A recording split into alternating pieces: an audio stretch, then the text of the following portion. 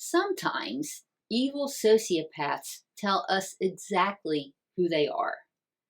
Unfortunately, many of us refuse to believe them. I'm Donna Andersen, author of LOVEFRAUD.com. Today I'm going to explain 5 reasons why, when sociopaths tell us what they are, we don't believe them.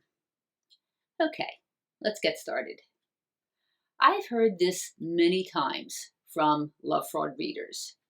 Their romantic partner said something like, "I'm really not a very nice person," or "You should get away from me, I'll ruin your life," or "I'm a sociopath."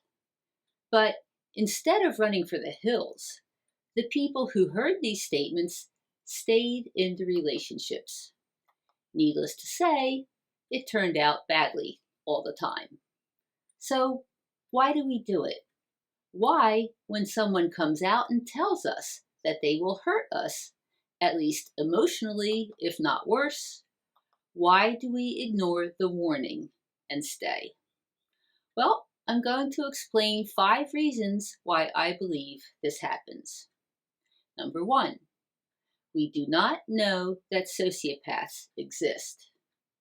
Approximately 12% of the population are sociopaths, meaning they could be diagnosed with antisocial, narcissistic, borderline, histrionic, or psychopathic personality disorders. That means about 31 million adults in the United States and 243 million around the world are seriously personality disordered. But no one tells us about them. No one teaches us the warning signs.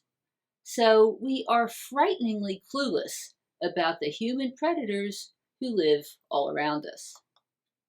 Here's number 2. We believe that everyone has good inside. Our society doesn't warn us about sociopaths. Instead, we are bombarded with cultural messages like everyone has good inside, and we're all created equal, and we're all God's children. We take these messages to heart and therefore believe that everybody wants to do the right thing and treat others with love and respect. Yes, this is true for 88% of people, but it is not true for sociopaths. Here's number 3. We believe that love can heal the pain. We're aware of our own emotional wounds and baggage. In fact, we're looking for love to help heal them. We therefore assume the same is true for our partner. He or she has a wounded child inside that just needs to be loved and comforted. Sociopaths play this up by telling their stories about terrible abusive childhoods, which may or may not be true. And then we hear horror stories about our partner's previous relationships, the vicious, crazy exes, which may also be true or not true. We feel badly about what our pitiful partner has endured.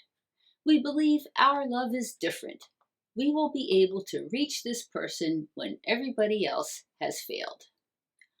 Unfortunately, our efforts are also doomed to fail, not because of us, but because of the sociopath. Sociopaths cannot authentically love, and they cannot receive love. So no matter how hard we try, we will not be able to reach them. Here's number 4. We are already addicted to the relationship. Relationships with sociopaths are highly addictive, and the addiction can happen very quickly. We may already be feeling psychologically bonded. All relationships are essentially psychological bonds that we feel with the other person, and the bonds are initiated by pleasure. Sociopaths often engage in love bombing, which jumpstarts the pleasure and the psychological bond. Then we experience intimacy, emotional, physical, or sexual.